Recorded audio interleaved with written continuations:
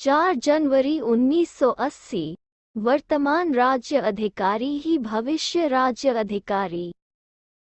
विदेशी भाई बहनों के साथ अव्यक्त बापदादा की मुलाकात। सभी अपने को डबल राज्य अधिकारी समझते हो। वर्तमान भी राज्य अधिकारी और भविष्य में भी राज्य अधिकारी। वर्तमान भविष्य का दर्पण है। वर्तमान की स्टेज अर्थात दर्पण द्वारा अपना भविष्य स्पष्ट देख सकते हो। वर्तमान व भविष्य के राज्य अधिकारी बनने के लिए सदा ये चेक करो कि मेरे में रूलिंग पावर कहाँ तक है। पहले सूक्ष्म शक्तियाँ जो विशेष कार्यकर्ता है उनके ऊपर कहाँ तक अपना अधिकार है। संकल्प शक्ति के ऊपर, बुद्धि के ऊपर और संस्कारों के ऊपर। यह विशेष 3 शक्तियां राज्य अधिकारी बनाने में सदा सहयोगी अर्थात राज्य की कारोबार चलाने वाले मुख्य सहयोगी कार्यकर्ता हैं। अगर ये तीनों कार्यकर्ता आप आत्मा अर्थात राज्य अधिकारी राजा के इशारे पर चलते हैं तो सदा वह राज्य यथार्थ रीति से चलता है। जैसे बाप को भी 3 मूर्तियों द्वारा कार्य कराना पड़ता है, इसलिए त्रिमूर्ति का विशेष गायन और पूजन है। त्रिमूर्ति शिव कहते हो। एक बाप के 3 विशेष कार्यकर्ता हैं जिन द्वारा विश्व का कार्य कराते हैं। ऐसे आप आत्मा रचयिता हो और ये 3 विशेष शक्तियाँ अर्थात त्रिमूर्ति शक्तियाँ आपके विशेष कार्यकर्ता हैं। आप भी इन 3 रचना के रचयिता हो। तो चेक करो कि त्रिमूर्ति रचना आपके कंट्रोल में है। मन है उत्पत्ति करने वाला अर्थात संकल्प रचने वाला। बुद्धि है निर्णय करना अर्थात पालना के समान कार्य करना। संस्कार है अच्छा व बुरा परिवर्तन कराने वाला। जैसे ब्रह्मा आदि देव है वैसे पहले आदि शक्ति है मन अर्थात संकल्प शक्ति। आदि शक्ति यथार्थ है तो और भी कार्यकर्ता उनके साथ ही यथार्थ कार्य करने वाले हैं। पहले ये चेक करो मुझ राजा का पहला आदि कार्यकर्ता सदा समीप के साथी के समान इशारे पर चलता है, क्योंकि माया दुश्मन भी पहले इसी आदि शक्ति को बागी अर्थात ट्रेटर बनाती है और राज्य अधिकार लेने की कोशिश करती है। इसलिए आदि शक्ति को सदा अपने अधिकार की शक्ति के आधार पर सहयोगी विशेष कार्यकर्ता करके चलाओ। जैसे राजा स्वयं कोई कार्य नहीं करता, कराता है। करने वाले राज्य कारोबारी अलग होते हैं। अगर राज्य कारोबारी ठीक नहीं होते तो राज्य डगमग हो जाता है। ऐसे आत्मा भी करावनहार है, कर्णहार ये विशेष त्रिमूर्ति शक्तियां हैं। पहले इनके ऊपर रूलिंग पावर है तो ये साकार कर्मेंद्रियां उनके आधार पर स्वतः ही सही रास्ते पर चलेंगी। कर्मेंद्रियों को चलाने वाली भी विशेष ये 3 शक्तियां हैं। अब रूलिंग पावर कहाँ तक आई है ये चेक करो। जैसे डबल विदेशी हो वैसे डबल रूलर्स हो। हरेक का राज्य कारोबार अर्थात स्वराज्य ठीक चल रहा है। जैसे सतयुगी सृष्टि के लिए कहते हैं एक राज्य एक धर्म है, ऐसे ही अब स्वराज्य में भी एक राज्य अर्थात स्व के इशारे पर सर्व चलने वाले हैं। एक धर्म अर्थात एक ही धारणा सबकी है कि सदा श्रेष्ठाचारी चढ़ती काल में चलना है। मन अपनी मनमत पर चलावे, बुद्धि अपनी निर्णय शक्ति की हलचल करे, मिलावट करे, संस्कार आत्मा को भी नाच नचाने वाले हो जाएं तो इसको एक धर्म नहीं कहेंगे, एक राज्य नहीं कहेंगे। तो आपके राज्य का क्या हाल है? त्रिमूर्ति शक्तियाँ ठीक हैं? कभी संस्कार बंदर का नाच तो नहीं नचाते हैं? बंदर क्या करता है, नीचे ऊपर छलांग मारता है ना। संस्कार की भी अभी अभी चढ़ती कला, अभी अभी गिरती कला। ये बंदर का नाच है ना, तो ये संस्कार नाच तो नहीं नचाते हैं ना, कंट्रोल में है ना सब। कभी बुद्धि मिलावट तो नहीं करती है। जैसे आजकल मिलावट करते हैं तो निर्णय शक्ति भी मिलावट कर देती है, कभी बुद्धि मिलावट तो नहीं कर देती है। अभी अभी यथार्थ, अभी अभी व्यर्थ तो मिलावट हुई ना। विदेश में माया आती है, विदेशियों के पास माया नहीं आनी चाहिए, क्योंकि विदेश में वर्तमान समय थोड़े ही समय में ऊंचे भी चढ़ते और नीचे भी गिरते हैं। तो थोड़े समय में सब प्रकार के अनुभव करके अब पूरे कर लिए हैं। जैसे कोई चीज बहुत खाई जाती है तो दिल भर जाता है, वैसे विदेश में भी सब प्रकार का फुल फोर्स होने के कारण विदेश की आत्माएं अब इनसे थक गई हैं। तो जो थके हुए होते हैं उनको अगर आराम मिल जाता है तो बिल्कुल लेटते ही गुम हो जाते हैं, डीप स्लीप का अनुभव करते हैं। तो विदेशियों को माया ने थोड़े ही समय में बहुत अनुभव करा दिया है। अब क्या करना है? अब तो नई चीज की तलाश थी, वो मिल गई, फिर माया क्यों आवे? नहीं आनी चाहिए न, फिर आती क्यों है? माया के पुराने ग्राहक हैं, माया को भी अगर नए ग्राहक अच्छे मिल जाएंगे तो पुरानों को आपे ही छोड़ देगी। रूलिंग पावर वाले के पास माया आ नहीं सकती।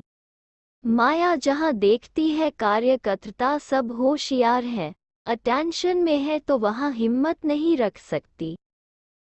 रूलिंग पावर कहाँ तक है उसकी चेकिंग करो, और अगर पावर नहीं है तो उसका कारण क्या है?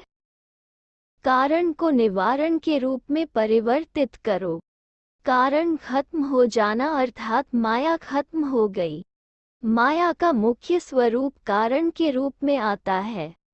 कारण को निवारण के रूप में कर लो तो माया सदा के लिए समाप्त हो जाएगी। आज तो मिलने आए हैं, मुरलियाँ तो बहुत सुनी, अब ऐसे मुरलीधर बनो जो माया मुरली के आगे न्यौछावर सरेंडर हो जाए। ऐसे मुरलीधर हो ना कि वो स्थूल सास की मुरली चलाने वाले हो। वो तो बहुत अच्छी चलाते हो, इसमें भी मुरलीधर बनो। माया को सरेंडर कराने की मुरली, ये सास भी बजा सकते हो ना। सास बनाजे का मेजॉरिटी को शौक है। जिस समय भी कोई साज बजाओ उस समय ये सोचो कि माया जीत बनने के राज का साज भी आता है। ये राज का साज अगर सदैव बजाते रहो तो माया सदा के लिए सरेंडर हो जाएगी। ऐसे साज बजाना आता है। विदेशी भी पद्म गुना भाग्यशाली हैं, दूर से आते हैं लेकिन चांस भी पद्म गुना मिलता है। जितना देश वाले वर्ष में लेते हैं उससे ज्यादा विदेशियों को थोड़े समय में प्राप्त होता है। विशेष पालना मिल रही है, सबकी नज़र आप विदेशियों के ऊपर विशेष रहती है। तो विशेष पालना का रूप प्रत्यक्ष फल के रूप में विशेष दिखाना पड़े। जैसे स्थापना में विशेष पालना चली वैसे अभी भी आप लोगों की विशेष पालना चल रही है।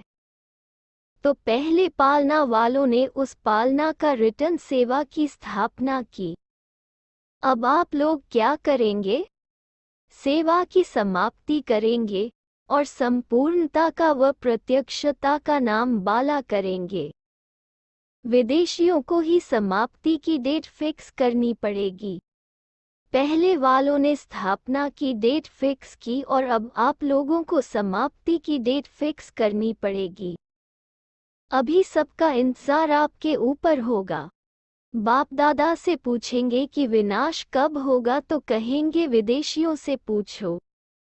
देश वालों ने स्थापना की जिम्मेवारी ली, विदेशी भी कोई तो जिम्मेवारी लेंगे ना।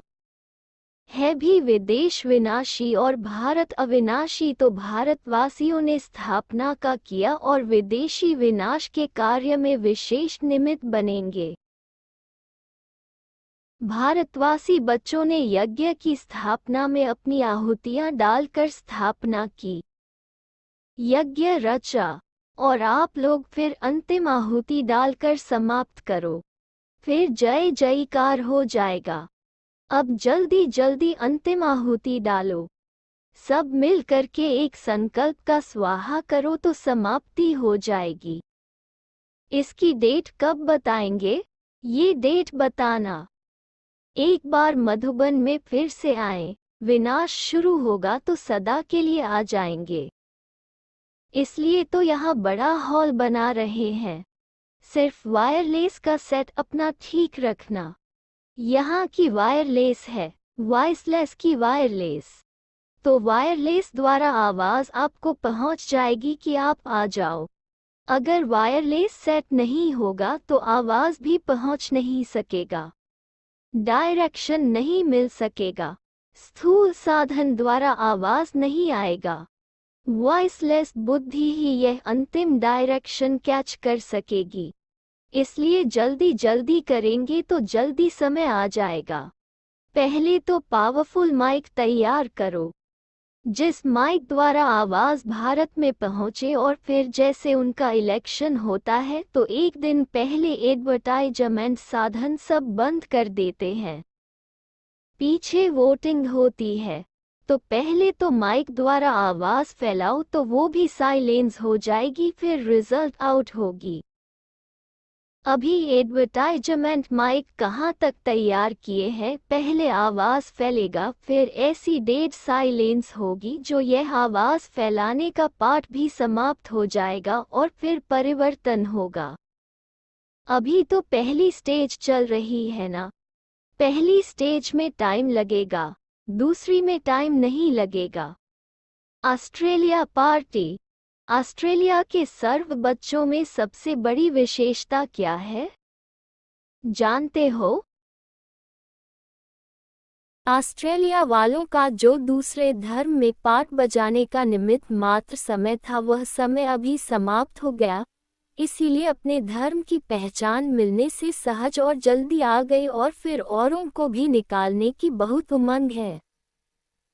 तो इससे सिद्ध होता है कि टेम्परेरी टाइम जो दूसरे धर्म में गए हैं वह समाप्त हो गया। इसलिए ये भी विशेषता है कि जो भी आते हैं मेजॉरिटी वो अपने लगते हैं, दूसरे धर्म के नहीं लगते हैं। ऑस्ट्रेलिया अथवा विदेशी होते हुए भी चात्रक आत्माएं लगती हैं, तो आत्मा का चात्रकपन सिद्ध करता है कि अपने धर्म वाले हैं। आप लोगों को भी ऐसे ही महसूस होता है ना कि गलती से दूसरी डाली पर चले गए हैं। सेवा के लिए ये भी एक थोड़े समय का पाठ मिला हुआ है, नहीं तो विदेश की सेवा कैसे होती? वहाँ वालों को निमित्त बना के विदेश की सेवा करा रहे हैं। जैसे कल पहले का गायन भी है कि पांडव गुप्त वेश में यहाँ वहाँ सेवा के लिए गए थे, तो आप भी रूप धर्म में परिवर्तन करके पांडव सेना सेवा के लिए गए हो, लेकिन हो पांडव सेना। अब तो धर्म, देश, गुण और कर्तव्य सब बदल गया ना। ऑस्ट्रेलिया निवासी के बजाय अपने को वहां रहते भी मधुबन निवासी समझकर रहते हो ना। जन्म का घर मधुबन है, साकार घर मधुबन और निराकारी घर परमधाम। ऑस्ट्रेलिया आपका दफ्तर है। जैसे ऑफिस में कार्य के लिए जाते हैं ऐसे आप भी सेवा के लिए जा रहे हो। दफ्तर में जाते हैं तो घर तो नहीं भूलता है ना। तो घर की एड्रेस अगर आपसे कोई पूछे तो क्या देंगे? पांडव भवन। इसी स्मृति में रहने से सदा उपराम अवस्था में रहेंगे। दफ्तर की वस्तु में कभी लगाव नहीं होता, क्योंकि समझते हैं कि यह सेवा के लिए चीजें हैं, हमारी नहीं। तो ऐसे ही उपराम रहते हो। कितनी भी प्यारी चीज हो या आकर्षित करने वाले सेवा के साथी हो, लेकिन दफ्तर में काम करने वालों के लिए नियम होता है, काम के लिए साथी बने फिर न्यारे। अगर गलती से आपस में प्यार हो जाता है तो अच्छा नहीं माना जाता। घर वालों से स्नेह होता है, दफ्तर वालों से काम चलाना होता है, तो ऐसे चलो। ऑस्ट्रेलिया वालों ने सेवा तो बढ़ाए है ना। अभी कितने स्थान है वहाँ? 5। हर एक को राज्य करने के लिए अपनी अपनी प्रजा तो जरूर बनानी ही है। विनाश में हम लोगों का क्या होगा? विनाश में ऑस्ट्रेलिया सारा एक ही टापू बन जाएगा। कुछ पानी में आ जाएगा, कुछ ऊपर रह जाएगा। आप लोग सेफ रहेंगे। विनाश के पहले ही आप लोगों को आवाज पहुंचेगा। जब तुम सभी सेफ स्थान पर पहुंच जाएंगे फिर विनाश होगा।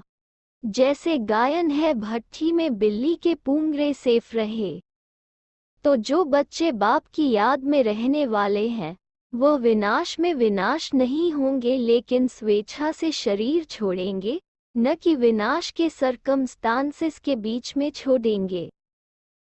इसके लिए एक बुद्धि की लाइन क्लियर हो और दूसरा अशरीरी बनने का अभ्यास बहुत हो। कोई भी बात हो तो आप अशरीरी हो जाओ। अपने आप शरीर छोड़ने का जब संकल्प होगा तो संकल्प किया और चले जाएंगे। इसके लिए बहुत समय से प्रैक्टिस चाहिए।